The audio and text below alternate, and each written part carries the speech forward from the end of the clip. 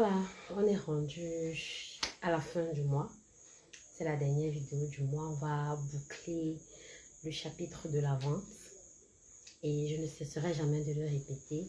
On ne peut pas tout donner sur une chaîne YouTube, Facebook, TikTok. Non, on donne des éléments essentiels, des éléments pertinents. Et le reste, c'est vraiment en live qu'on le traite. Donc, on va terminer en parlant des témoignages. Une fois que tu as étudié ton client, tu as étudié l'environnement, la concurrence, tu as déterminé tes champions chez ton prospect, tu les as approchés, tu les as écoutés, tu as répondu à leurs besoins. Il faut que tu puisses avoir d'autres clients. Il faut que tu puisses faire grandir l'entreprise. Et un des éléments qui peut t'y aider, c'est les témoignages. Les témoignages, ça vient des clients qui sont satisfaits, qui ont été satisfaits de ton produit, de ton service et qui peuvent attester que voilà, tu t'es occupé d'eux comme des rois.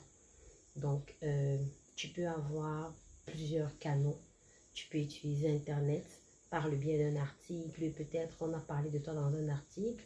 Tu prends l'extrait de cet article qui parle de toi et tu le publies sur ta page. On a peut-être évoqué ton nom, ton produit, ta marque dans une vidéo, dans une émission, dans un reportage.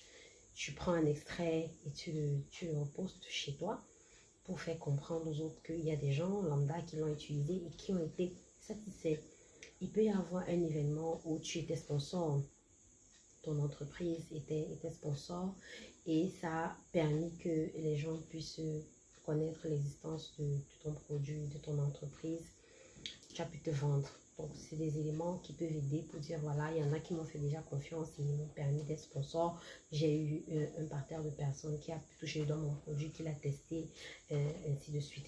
Tu peux également parler dans les grandes surfaces, tu peux parler de la présence de ton produit dans les grandes surfaces et pour dire que voilà, il est présent aussi à tel endroit, dans tel supermarché, dans un mall, dans tel espace.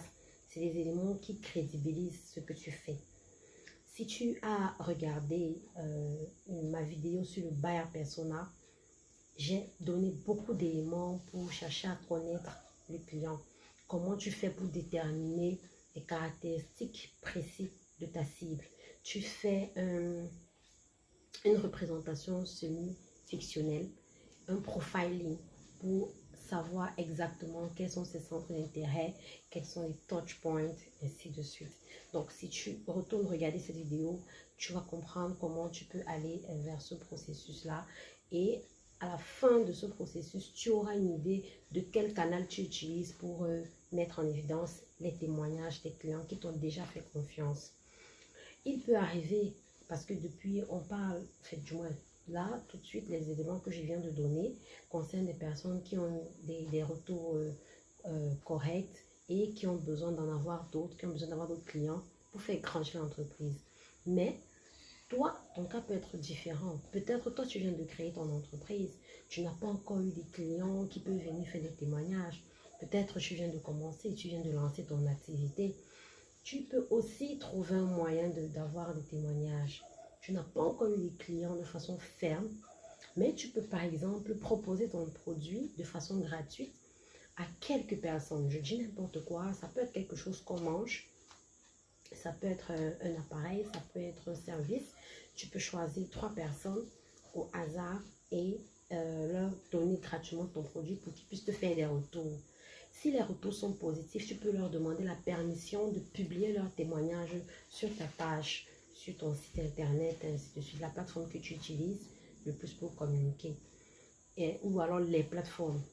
Si les retours sont négatifs, par contre, il faut que tu marques une pause. Tu marques une pause et tu essaies de réexaminer ton offre pour savoir qu'est-ce qui ne va pas. Peut-être c'est ta façon de présenter qui n'est pas bonne. Peut-être il y a un petit détail qui ne va pas.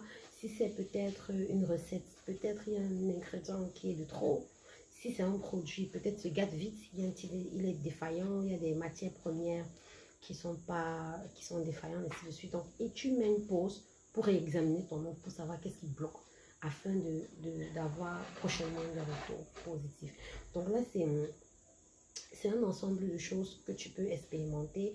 C'est un ensemble de choses que tu peux mettre sur pied pour voir déjà comment attirer d'autres personnes, comment faire grandir l'entreprise pour avoir un peu plus de clients. Voilà. Donc, c'est avec ça qu'on clôture ce mois dédié à la vente. J'espère que tu as eu assez d'éléments pour déjà poser une stratégie. Et si tu ne peux toujours pas faire une stratégie tout seul, ne te bile pas pour autant. Tu m'écris par mail, mon adresse mail, mademoiselle marketing 20, donc 22 et 0, gmail.com. L'adresse est le plus souvent épinglée sur certaines vidéos, en commentaire ou dans la bio, selon la plateforme où tu regardes cette vidéo-ci. Donc voilà, tu peux mentionner également en commentaire. Je vais me faire un plaisir de venir t'écrire un message privé pour savoir comment je peux t'aider. Voilà, donc on se dit à très bientôt. Le mois prochain sera dédié à la marque. On va parler de la marque de toutes les façons possibles, avec tout ce qu'on pourra. Et on aura des invités qui pourront nous faire partager leurs secrets, qui pourront partager leur expérience pour continuer de t'édifier, toi qui es abonné. Alors, merci beaucoup d'avoir donné de ton temps, de ton attention jusqu'ici. C'était Yolande pour te rendre plus efficace, mais surtout plus pertinent.